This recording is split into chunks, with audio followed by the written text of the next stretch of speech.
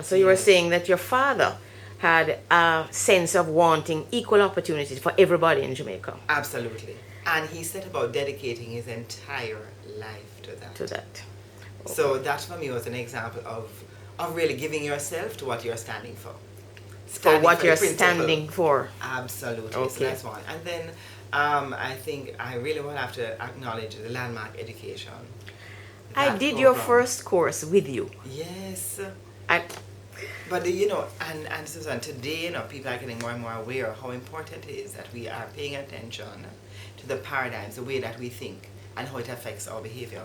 Because really, the principle is this: that if you recognize what your thoughts are, and the paradigm within which you are living, then you can shift your behavior, right? And then move the paradigm. And then you can deliver excellence. Mm-hmm. Because oftentimes it's limiting thoughts that we continue to nurture, okay. Right? But we get to choose whether we want to believe those limiting thoughts or believe who we really are, created, in the image and likeness of God. Mm-hmm. And to continue, you have to nurture that. You have to nurture it, and that's how we build a love for ourselves. Because remember who we really are. We are children pieces of the divine. Of God. Mm-hmm. Yes, ma'am. All right, and apart from that, now, are you perfect? And if you are not perfect, why not? Certainly not perfect. I am work in progress. And again, it is quite exciting. Sometimes it's very hard. But you have to do your work on yourself, because there are beliefs that we've inherited, the world, that there are common beliefs that are held by the world that are not really true. And we accept them, and then we live inside of them. Like, for example? For instance, I would say, I believe that I was unworthy. Mm-hmm. I had to let that go, and I have to do the work on letting that go. Or sometimes you believe, sometimes I believe that, for instance, I have a sibling, and I had sibling rivalry. Me, personally, I felt that I am the older sister, and she's the younger sister, and then, so I'm often thinking that she's trying to upstage me. Mm-hmm. And yet you're all doing so well now once you let that go. Absolutely. Right. But okay. You know what that is? So those are some of the things that you have to work on, letting go. Those beliefs that are not true, it's not true. All right. Have you ever failed at something, and what did it teach you? Oh, yes.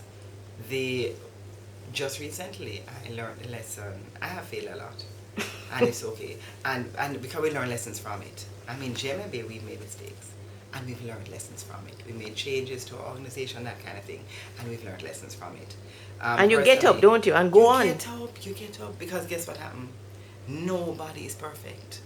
Nobody. Does that frighten you? Not even slightly. Nobody's perfect. Okay. We are all work in progress. Right. You know what I mean? So the last one made a big lesson, a huge lesson, that because I'm standing for unconditional love. However, what I realized that for some people, like a few people that I don't feel comfortable with, if you're not willing to be open with me, I kind of step back. And then I don't give you unconditional love, because I have stepped back. Mm-hmm. You follow what I'm saying? I just realized. Takes two. Oh my God. So I am taking responsibility now, having learned the lesson, because the person shared with me the impact on them, which was horrible. Mm-hmm.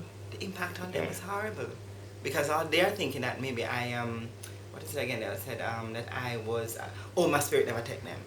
Which is not true. It's just that when I didn't feel that kind of thing, I stepped back. Yeah.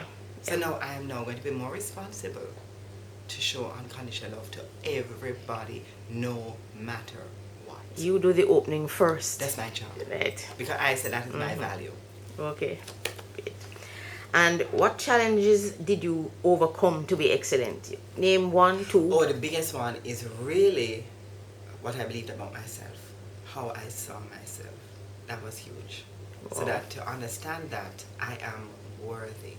And this is clearly a self-esteem issue then? Absolutely. Right. It is just how I view myself. So when I was molested as a child, I made up the story that I was unworthy and unworthy of having a wholesome relationship. And then, of course, you can imagine what kind of relations I had then, right? Until I got the understanding that this was running my life. This way of thinking, that this the belief tapes I had. were playing in the background. Right. Tapes were playing in the background. And I had to remove that tape and do the work to remind myself that I am a child of God, born to manifest the glory of God. And did you have, as you say, it must be that you have already said this, did you have important family or people outside the family that took you where you could go when family let you down? Thankfully, my family has not let me down. Everybody doing the best they can. Mm-hmm. So it's not like I've not had a perfect family. Right. Nobody does. Absolutely. But, I don't interpret it as being let down. Okay. If somebody is pursuing what they're pursuing, and for me, it's really, I realize that everybody have their path to walk. So I guess that's why I don't use the language let down. Okay. Everybody's doing the best they can. My father did the best that he could. My mother did the best that she could. You know what I mean? Yes. And I am doing the best that I can. Right. Given the way of thinking that I have. Right. So my job then is to probably do the work on the way of thinking. So up until the point that I realized that I was not giving unconditional love to that person, I was really doing the best that I can.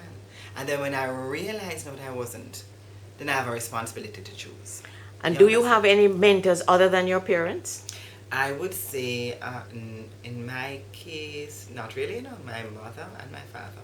So together, yeah, that is okay. They really set me up to live a life where I'm going to be true to myself. And they were your role models. They were my role models. And that is it. And I thank you so much. I thank